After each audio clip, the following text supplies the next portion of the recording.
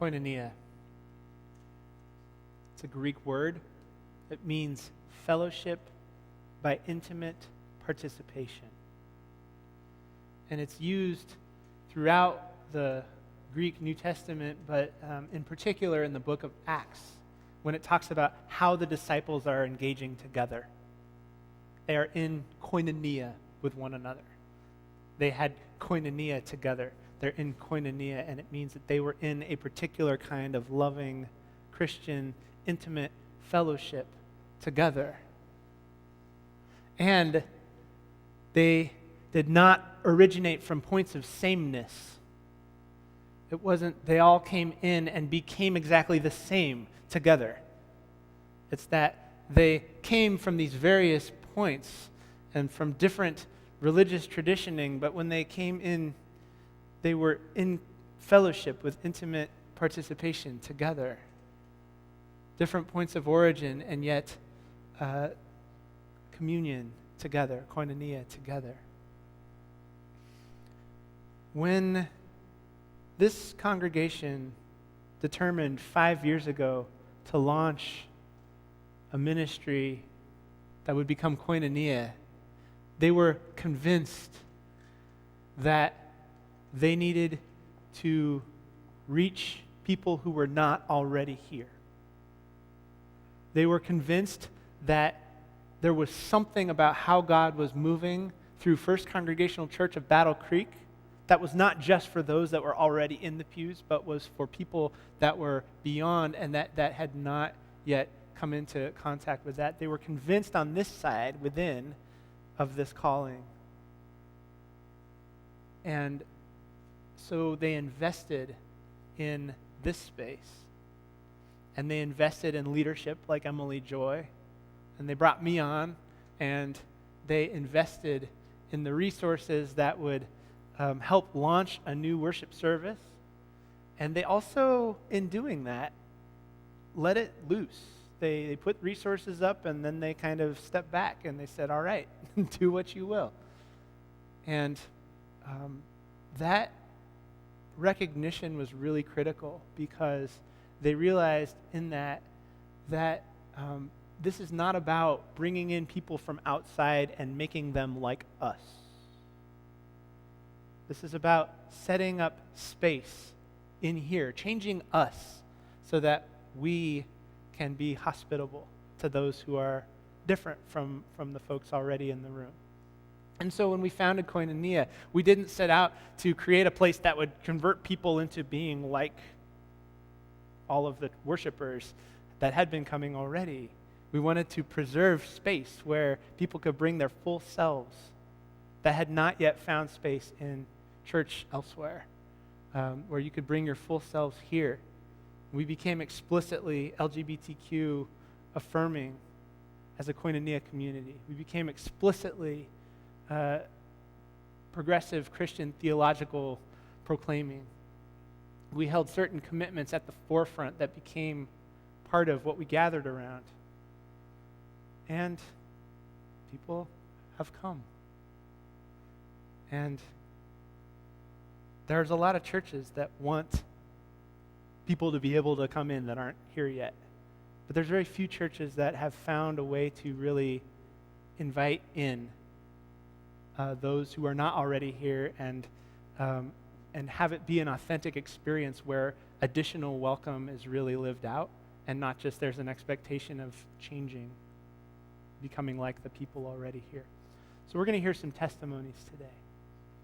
We're going to hear from people that have a story to tell about how Koinonia has impacted their lives. I'd like to invite Tom Ott to come first.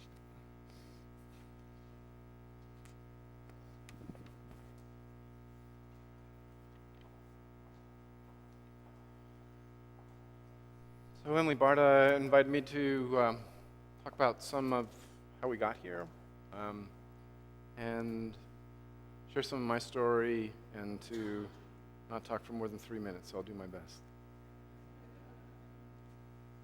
So my connection with Koinonia began about 10 years ago when I turned 50 and realized that I wouldn't be a pastor forever. That was a new awakening for me. I'd gone right from high school to college to seminary into my first church when I was 25. It's all I've ever done.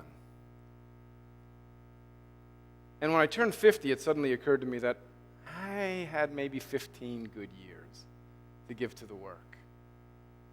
And that made me think more deeply about what was really important.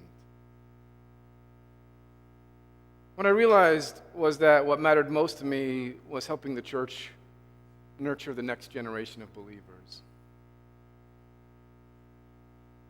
I love the church. All of the most important people in my life are people who have come into my life through the church. Church has inspired me, challenged me, comforted me, supported me. I wanted to do everything I could to ensure that the next generation would also be nurtured in the church's grace. That meant that I had to leave the church that I was serving in Rochester, New York.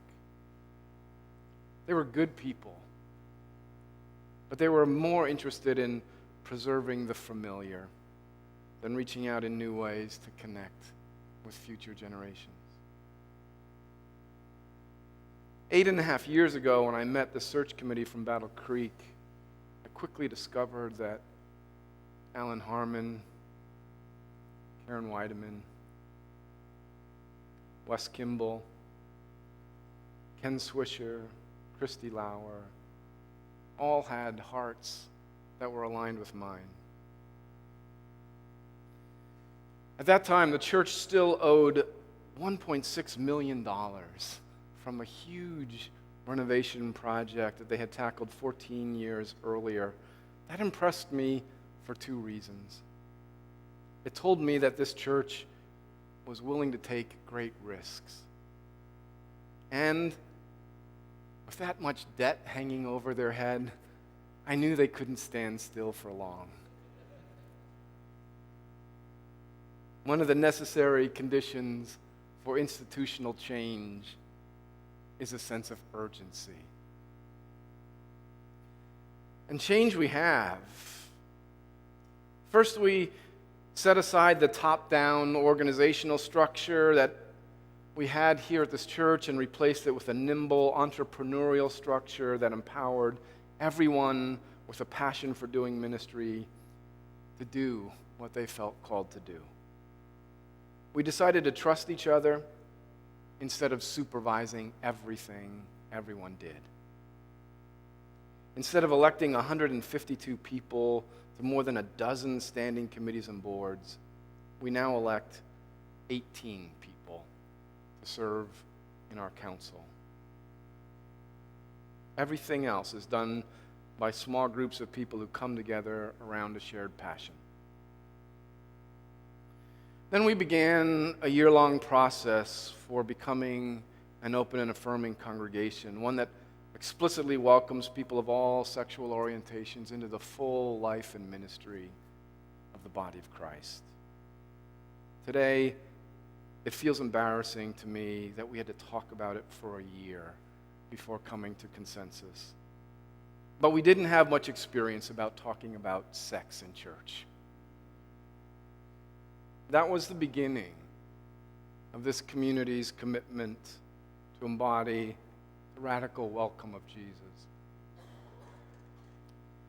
The third thing that we did was to spend half of our endowment to help pay off our building debt.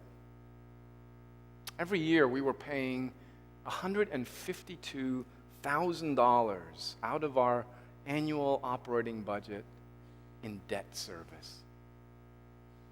That was holding us back and preventing us from growing our ministry. So we went to court and changed the rules for our endowment, giving our council permission to use the invested funds for whatever they saw fit. We used $800,000 to match pledges from our members to pay off our mortgage. That freed up money that we needed to call a brilliant, young, queer, newly graduated associate pastor named Emily Joy McGaughy. And the rest, as they say, is history.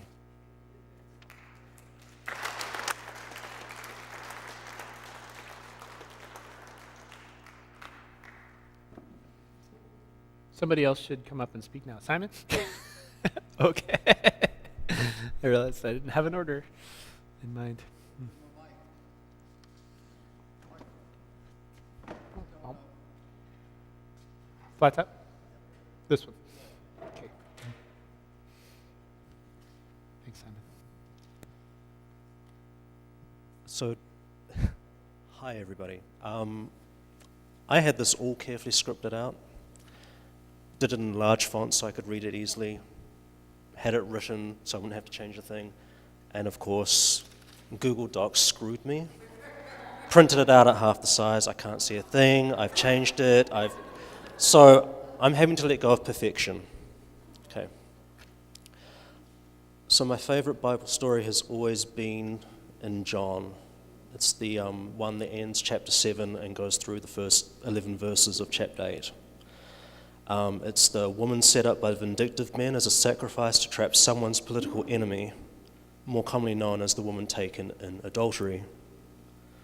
I first read it when I was 15, and I have read it ever since. If I'm someplace with a Bible, I'm likely reading those verses. This is the Jesus that felt true to me, felt at odds with the Jesus presented by the dominant, loud, evangelical Christians in New Zealand. How can the Jesus in this story, the forgiving, loving, merciful, quietly angry Jesus, be the same Jesus that I must love or spend eternity in hell for? He's not. The Jesus I saw and held is here now, in you all, in the presence of people here and people gone. You all have shown me that Jesus is love, and love is action.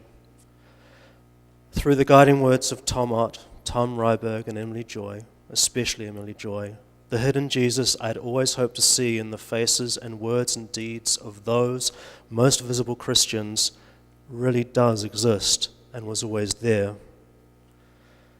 Jesus' words and your faith in action convicts me that the kingdom of God, or that humanist utopia without want that I've always longed for, is totally achievable, totally imminent. Only we're going to have to work hard for it.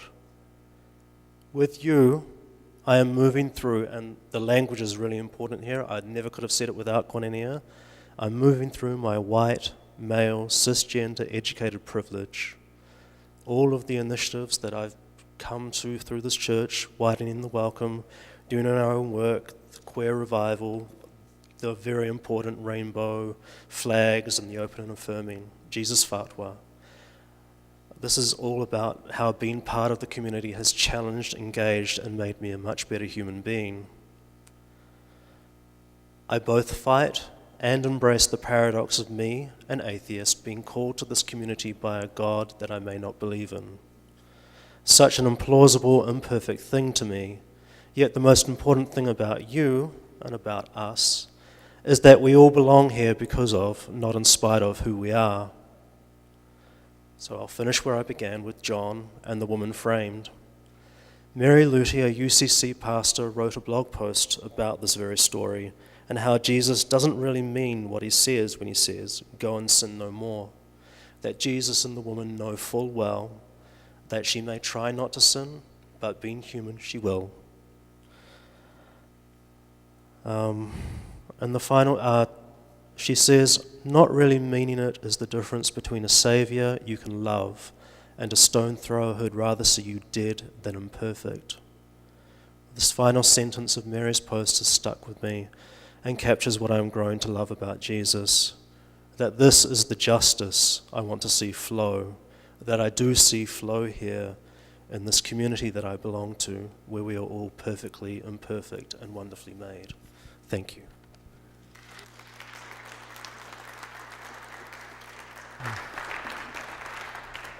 Sorry, do you want to come? Thank you. Thank you, Sarah. Morning. So I'm a relatively new member to this community, so I guess I'll tell you a little about why I'm here. I'm here at Koinonia because of a mix of doubt and conviction and hope. I'm not sure how much of my doubt I should confess to this community the first time that I actually speak to you, but I'm pretty sure you're not going to throw me out. So I struggle with doubt in my faith. And in most days, if I'm honest, I fall somewhere between agnosticism and atheism. I'm hanging on by a thread. A big part of this doubt comes from what the word Christian has come to mean in the public. I don't like to admit to people that I am a Christian. And when I do, it's with always some sort of quick defense, like, yeah, I'm Christian, but I love gay people. So we joined a congregation in Battle Creek when we moved here shortly after having children, and this was after a long hiatus away from the church. I know that's a sad and common pattern, but it is what it is. So we joined there because of the same mix of doubt and hope that has brought me here today. That congregation is full of kind-hearted, generous people who welcomed and loved and supported my family in a lot of important ways for the 5+ years that we attended there. It was the denomination I had grown up in, and I appreciate and still miss the routine of that beautiful liturgy and familiar music. Koinonia worship pushes me out of my comfort zone every single week, but that's a lot of its attraction. I also loved there being pushed in my thinking by the pastor's sermons. He spoke a lot about social justice work, being God's work. These are all familiar topics to Koinonia. And there I thought, yes, finally, I can admit I'm a Christian, it's gonna work out. And here's the rub. People started leaving the church, seeking a more Bible-based place to worship. I'm pretty sure you're all familiar with that coded language. And maybe that's part of this congregation's history too, I don't know.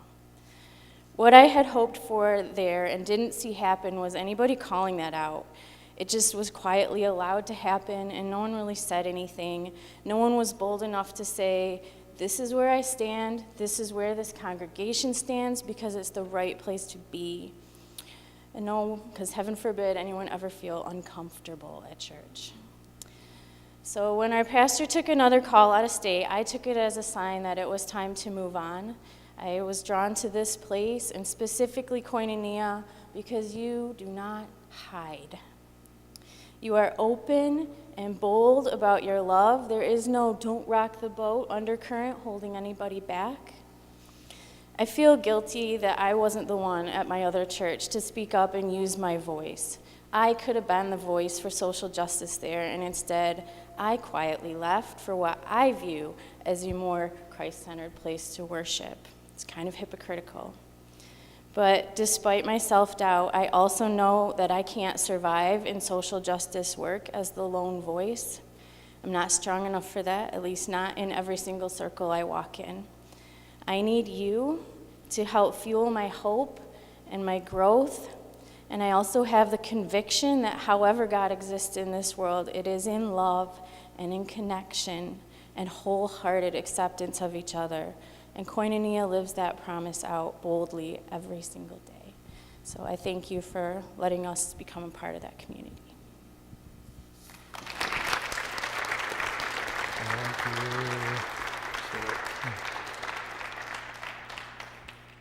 Lynn.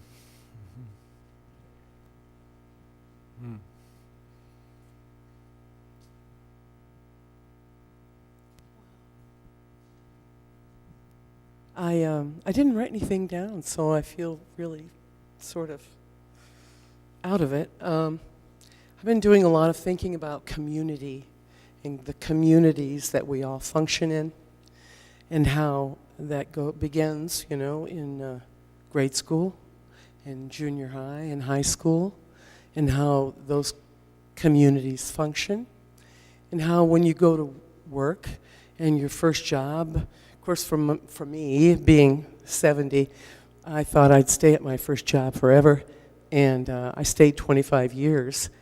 That was quite a good community, growing up, meeting new people all the time. I was just talking about this, how we did all the baby showers, all the Tupperware parties, all of the, I mean, honest to God, we were so busy doing and being, and then I changed jobs, and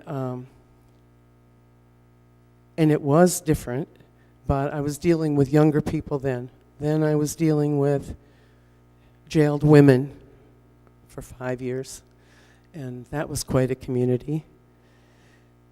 And then back again to a job where I thought, I'll never have friends like I had for those 25 years.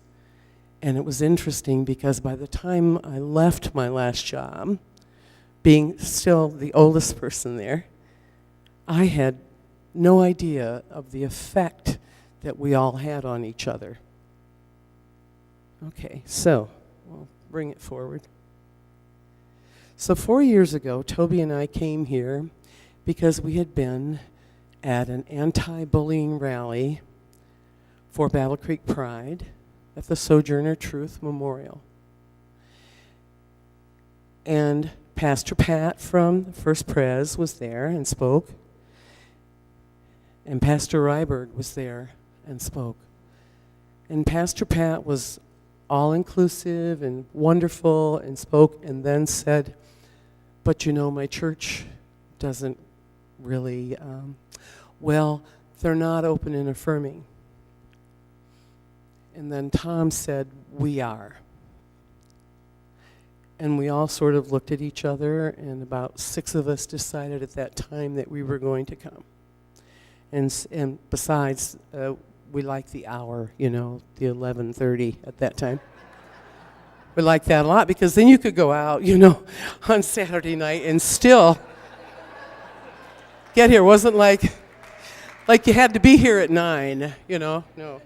So anyway, we came, and it wasn't 2 weeks, and we were talking. We were speaking to people about our lives and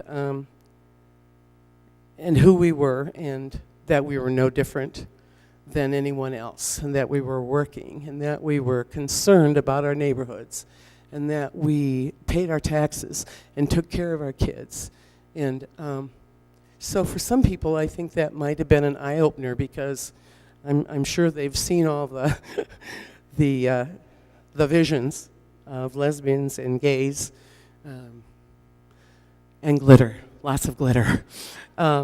So anyway, we've gotten involved, and what I find here is this is really the community who walks the walk.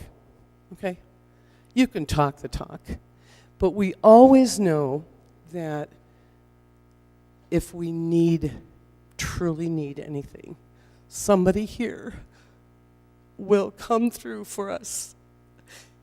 We feel the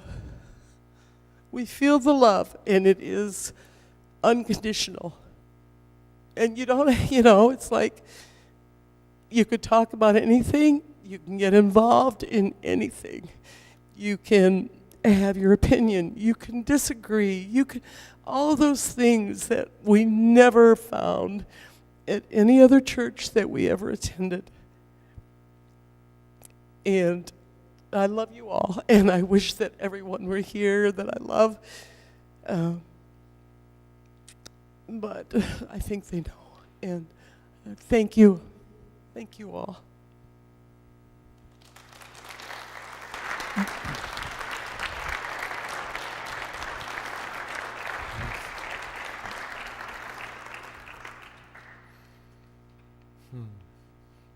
Thank you, each of you, for the testimonies you've brought. And thanks, everyone in this room, for the way that your testimony moves out of this room in your actions and in your words and in the love and the care that you bring to other people. That's a big part of how the Spirit moves here. It's how others have found out about this place, because goodness knows for some years we haven't been great about marketing, but not anymore. So thank you for speaking.